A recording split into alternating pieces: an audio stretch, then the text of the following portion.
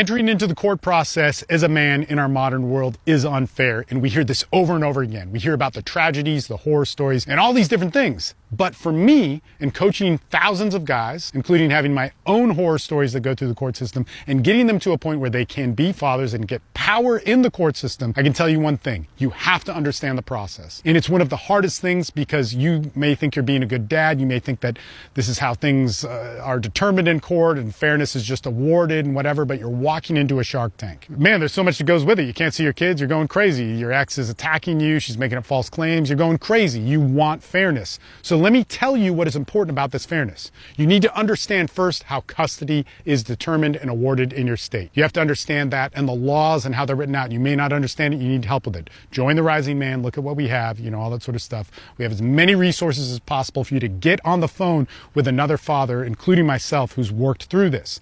But then in addition to all of that, you then need to start looking at how these are ruled upon in your court. So you got to go down and watch family court. It's very important.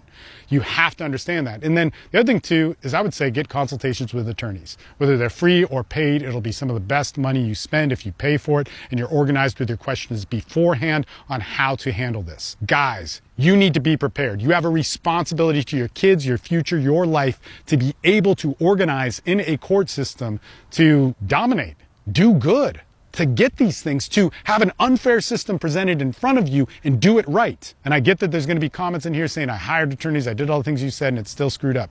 This happens. But I guarantee you, if you have a hive mind of 10 to 15 guys that have been through this, that you can access 24/7 a day, like you have in my communities, you're going to save a huge amount of money, you're going to get leverage, and you're going to be able to be the father that you were born to be instead of the father that the American court systems are making you be.